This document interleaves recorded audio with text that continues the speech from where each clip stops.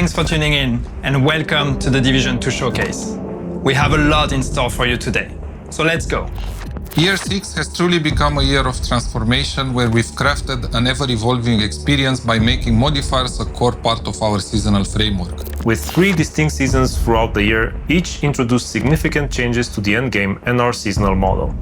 As we look ahead to Year 7, we remain dedicated to pushing the game to new heights of accessibility for new players and engagement.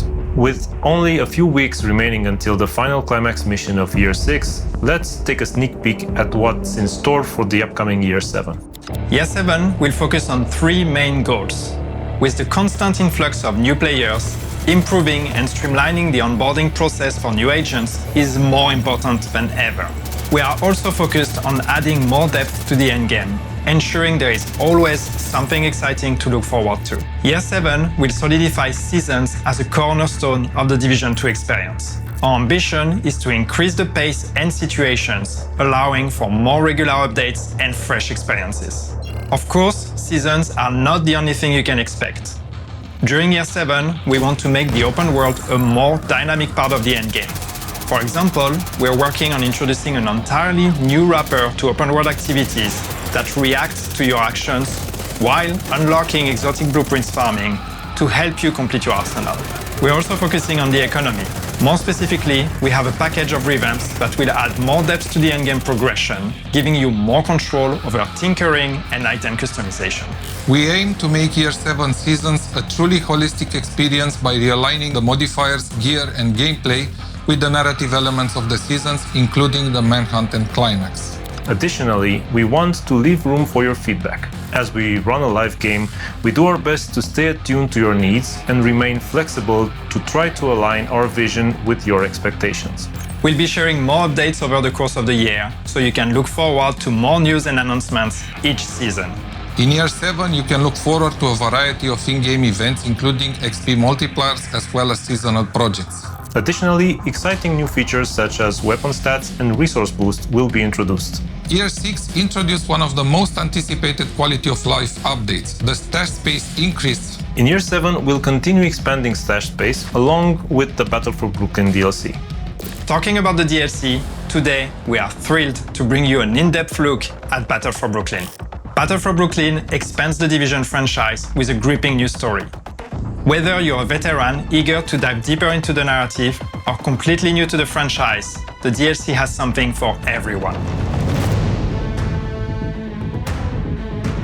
For the first time, players can explore post-pandemic New York in the fall, navigating iconic Brooklyn neighborhoods.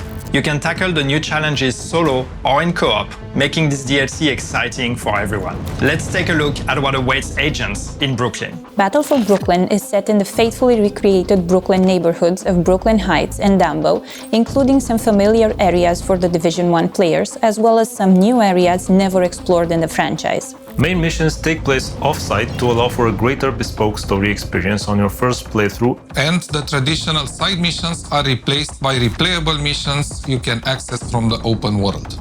To experience everything that Battle for Brooklyn has to offer, it will take approximately 6 to 10 hours, especially if you want to discover all the activities we have prepared for you, including 4 control points, 12 living world activities, 10 bounty locations, 8 hunter readers, and a new set of collectible bounties. We're going back to Brooklyn because sometimes you need to go back to where you started to see how far you've come. A lot's happened in Brooklyn since the prologue of Division 1. People have moved over, trying to escape the chaos of Manhattan, and they're looking to build a new life, make a change. Coming to Brooklyn in the fall is absolutely significant to our story. It helps us show the passage of time and our characters' and players' evolution as we approach the 1-year anniversary of activation. To bring autumn to the Division 2, we had to investigate firstly the vegetation and the weather. Via the foliage, we are dressing the city in warm autumn colors. For the weather, we have crafted something specific to Brooklyn. We went for a mix of warm weather with cold and light, and of course, something moodier to try to capture the autumnal contrasts. For Washington Street, the iconic starting area in the Division 1 overlooking Manhattan Bridge, we wanted it to still feel familiar to the players, but also really show at a glance how time has passed and hint to what might have happened in the meantime. The bridge is the heart of Brooklyn, and the people there have pulled talent and resources that our hostile factions would like to acquire. There, you'll be tasked with protecting the people who built the settlement. Some of the characters you'll meet at the bridge throughout the campaign are familiar faces like Theo Parnell and Dr. Candle, and a brand new face that we've really only heard her voice, Agent Hoskins. When taking Candle from Division 1 to Division 2, we wanted to show that some time has passed.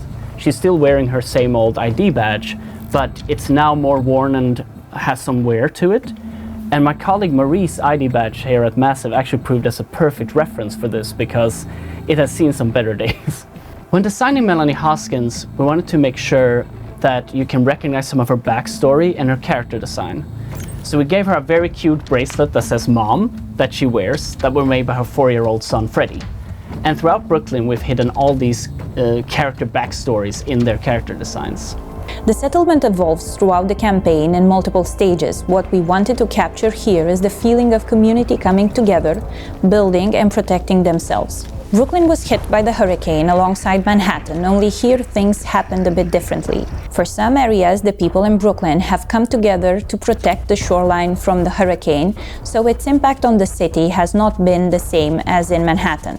Moreover, the community has also started cleaning up after the storm. People in Brooklyn strive to rebuild their lives. They are looking into covering their base necessities in terms of food and water, so they are using the available space inside the city to do so, including the rooftops. In the DLC, players will actually be facing an enemy that they are usually used to or that they have been fighting already, and that's the cleaners. But there's a special twist on those cleaners because they actually have a new weapon, which is what we call the Purple Flame. People might be familiar with the idea of the Purple Flame. Those who have played the Incursion, the Mirror Estate, they might have seen that already. This is something we introduced back then. But in this DLC, in Battle for Brooklyn, the cleaners have been able to find ways to mass produce this weapon, and this is really their main way of bringing destruction. This is how they've launched the assault on Brooklyn now, using that new weapon to really try to erase Brooklyn from the map.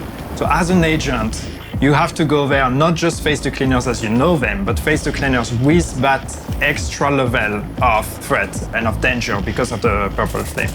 In-game, what this means, basically, is there is a new effect that is added to the usual fire effect you would get from the cleaners. Every time you face a cleaner that uses Purple Flame, you're not only going to be set on fire, but we're also adding a corrosion effect.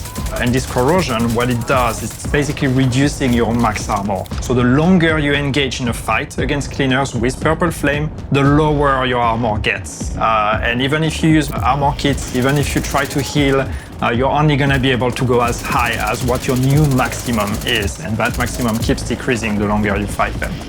And of course, this is part of our story. This is part of why the cleaners are coming to Brooklyn, or why you need to go there and stop them, because it's an unusual threat. It's something that even the civilians in Brooklyn are not used to. We are going to have to find out how did they produce it, where are they producing it, and how did they get all the supplies they need to actually be able to mass produce this new weapon.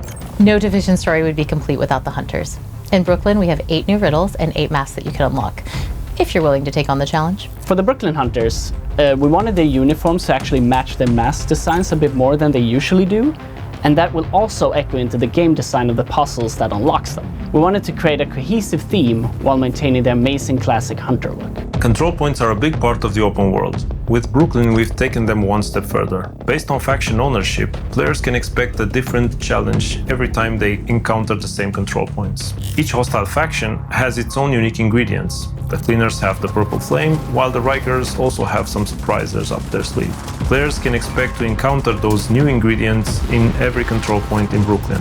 For players wanting a bigger challenge, increasing the global difficulty will also have an impact on the amount of ingredients that they encounter in the control points. Smart Cover returns in Battle for Brooklyn as a reimagined skill for PvE and PvP. Using the Smart Cover will reinforce cover, grant buffs to offense and defense, and enhance pulse resistance for all allies. Players can choose between 2 variants, the Precision Smart Cover and the Fortified Smart Cover. Both variants have some stats tuned differently for PvP. In the DLC, we have a new exotic mask called the Catalyst, and it's actually perfect against the cleaners as it gives bonus for dealing and receiving status effect damage. So while burning, you can maintain ADS without disruption. When doing the effect for the Catalyst, we wanted to invoke the feeling of a dying fire. So when you move, The air stokes the fires, causing the mass to flare up more and more the faster you go. But when you stop, the fire slowly dies and only smoke remains. Battle for Brooklyn launches on May 27, 2025. The DLC will be available on PC, Xbox, and PlayStation. For those of you who already own The Division 2, Battle for Brooklyn will be available as a standalone product for €14.99. The Battle for Brooklyn Deluxe DLC will also be available, including exclusive cosmetics. You can visit Ubisoft Store to see the options and wishlist the DLC. If you have friends who don't own the game yet, let them know that the DLC will also be available for new players in our new Gold Edition and Ultimate Edition, giving them immediate access to the main game, Warlords of New York expansion, and the Battle for Brooklyn DLC in May. No matter through which edition you decide to get the DLC, it comes with a level 40 boost, allowing you to jump right into the Battle for Brooklyn campaign, and 50 stash space slots, also accessible in the main game. Working on the Division 2 DLC was an exciting challenge for us. We're thrilled to be bringing players back to New York, and we can't wait for you to play the Battle for Brooklyn DLC. Thank you for watching. Now, let's go where it all began. And don't forget to mark your calendars. The rendezvous is planned for May 27th. See you in Brooklyn, agents.